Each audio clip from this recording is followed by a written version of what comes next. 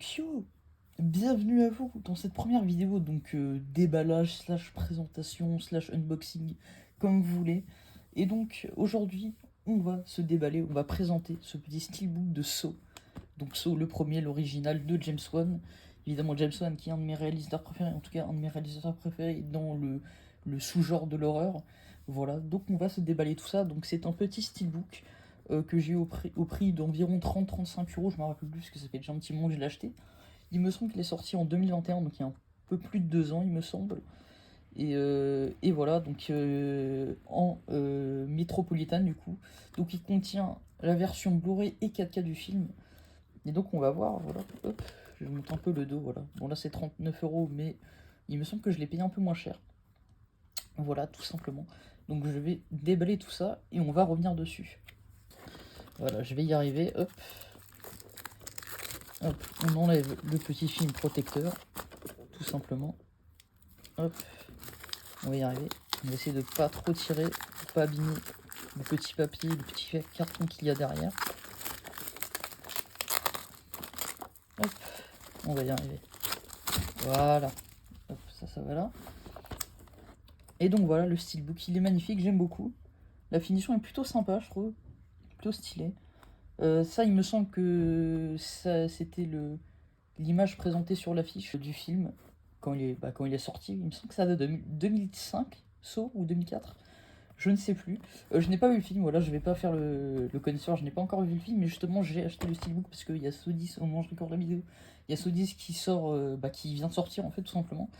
Et du coup, j'ai envie d'aller le voir. Et avant d'aller voir Saw 10, il faut évidemment que je vois Saw premier, puisque Saw 10, il me semble qu'il se passe juste après entre Saw 2, entre Saw 1 et Saw 2. Donc voilà, j'aimerais bien voir le premier déjà. Et donc, au niveau des infos, donc on voit que du coup premier disque, du coup 4K, il y a du coup le film plus les bonus, et deuxième disque avec du coup le Blu-ray plus les bonus. En termes de son et tout, d'après ce que je lis, c'est du Dolby pour la version originale. Donc c'est marqué juste en dessous là. Donc sur le 4K, ça veut bien faire la mise au point. Voilà, donc c'est bien ça. Donc pour la version, c'est marqué juste là. Pour la version originale, donc anglaise, c'est du Dolby Atmos. Et pour la VF, c'est du français 6.1. Voilà, en tout cas pour ce qui est du 4K. Et pour ce qui est du Blu-ray, c'est 6.1 pour les deux, d'après ce que je vois. Voilà.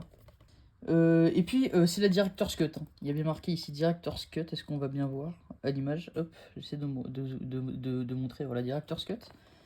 Et donc, on va venir retirer ce petit carton, petit papier qui donne les impressions. On va voir le revers du steelbook. Hop.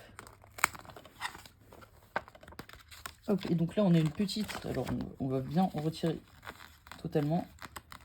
Sachant qu'en général, ce genre de papier, je les garde. Je vais vous montrer comment je les conserve. C'est une petite astuce toute simple. Tac. On va le mettre de côté. Hop, ça va aller là-bas. Et donc, sur le dos, on voit du coup le petit Jigsaw. Tout simplement.